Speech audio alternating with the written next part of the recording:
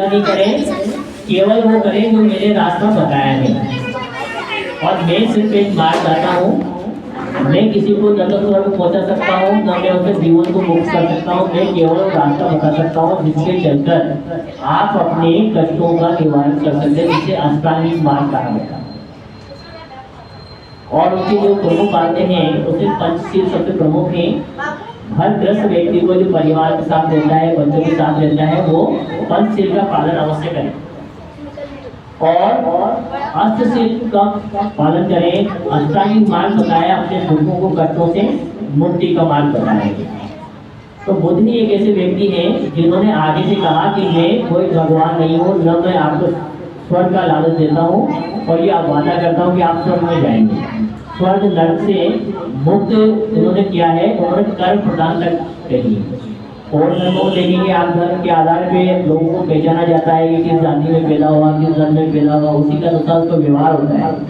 जैसे उच्च कोटि में हुआ तो राजा क्षत्रिय कहलाए, वैश्य कहलाए, शूद्र कहलाए, इस तरह से अलग अलग कहलाए। लेकिन तथागत गौतम बुद्ध ने कहा कि प्राणी मात्र सब समान है, प्राणी सभी समान है और सभी माता के गर्भ से पैदा होते हैं, इसलिए उनमें कोई भेदभाव नहीं किया जा सकता है।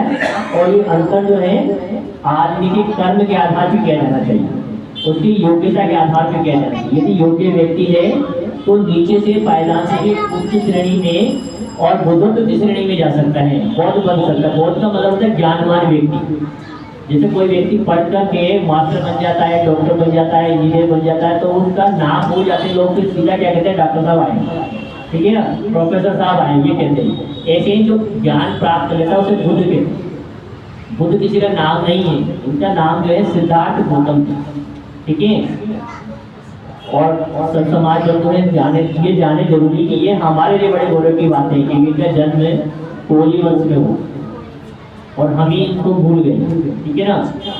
क्योंकि कोली वंश में साक्य कुल में इनका जन्म हुआ और कोली की माता थी, तो कोली वंश ही कहा जाता है, जिसे साक्य वंश भी कहा जाता है। और बौद्ध धर्म ऐसा है जो भारत में नहीं, भारत से कई गुना विदेशों में फैला। भारत के लोग जैसे भूलते चला गए, खास करके हम लोग भूल गए। तो हमें जागृत होने की आवश्यकता है कि कोई तो अच्छाई होगी जिसके कारण इस धर्म को विदेशों में अपनाया, दूसरे देशों में अपनाया, जिसका कोई लेना देना नहीं था हमारा। सम्राट अशोक ने अपने पुत्र और पुत्री को दान किया धर्म के प्रचार प्रसार के लिए, और श्रीलंका और अफगानिस्तान, ईरान तक जाकर के अपने धर्म का प्रचार प्रसार किया। तो हम सबके लिए बड़े गौरव की बात है। तथा गौतम बुद्ध के वंशज हैं और बुद्ध धर्म को मानते हैं, इसलिए हम जाति से ऊपर उठे। और 5 शील उन्होंने कहा है, तो पंचशील का पालन करें। सभी बच्चे ध्यान दें, सभी महिलाएं ध्यान दें। सबसे पहले 5 शील क्या होता है, इन्होंने कहा पाणाति पाता वेरमणि शिक्षा पदम समाधि। बस समझना जरूरी है, अन्यथा क्या होता है, ब्राह्मण आता है, मंत्र बोलता है और चला जाता है, हमें पता नहीं चलता है कि वो तो काय का मंत्र बोला। शादी में बेटी को मंत्र बोल के चले जाए, तब तो कहेंगे स्वाहा। तो वैसा नहीं होना चाहिए। कोई भी चीज बोले ना तो उसका अर्थ सब, क्योंकि हमने जो बोला वो पाली भाषा में बोला, इसलिए आपको समझ में नहीं आया होगा कि बोला क्या, इसलिए उसको थोड़ा समझाना भी जरूरी है। हमारे पास समय भी है।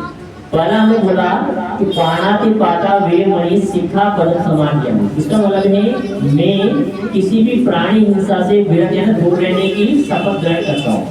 मतलब अकारण रूप से किसी की हत्या नहीं करूँगा। वो एक अलग कारण, यदि आपके जीवन पे संकट आ जाए और उसके कारण यदि आप किसी की हत्या करते हैं तो हत्या की श्रेणी में नहीं आता है। जैसे एक सैनिक होता है, युद्ध के मैदान में जाता है और वो कहते हुए किसी को नहीं मारूंगा, तो वो उसका धर्म नहीं है। उसका धर्म है शत्रु को पराजित करना और उसको मारना। तो कहना बिना वजह से किसी भी प्राणी की हिंसा नहीं करेंगे। दूसरा शील था अधीना दाना वेरमणि शिक्षा पदम समाधि। इसका मतलब है अधीना दाना मतलब है चोरी से दूर रहना।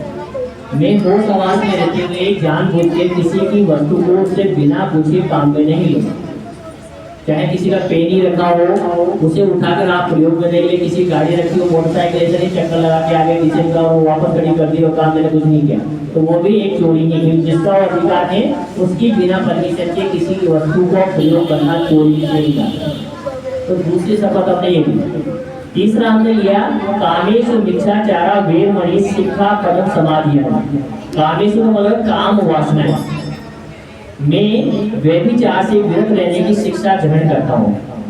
किसी भी महिला को, लड़कियों को अपनी बहन के समान, माता के समान समझे और उनका सम्मान करें, इसी को बोलते व्यभिचार से मुक्त रहना। चौथा हमने सीख लिया मूसा वादा वेरमणि सिक्खापदम समाधियां।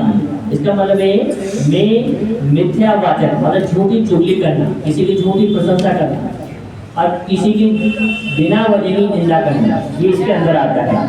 तो मिथ्या वचन करने से विरत रहने की शपथ ग्रहण करता हूँ।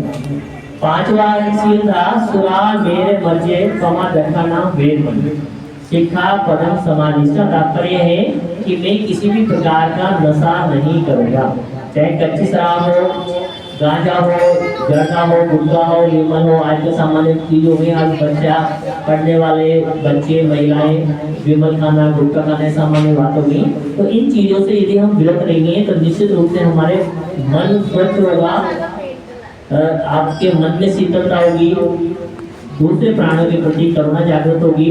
और यही हमारा सबसे बड़ा सील है, पंचशील का प्रत्येक व्यक्ति को पालन करना चाहिए। तो ये पंचशील की व्याख्या हमने की। मैं आगे के काम के लिए, आगे के कार्रवाई के लिए बड़का ले लूँगा।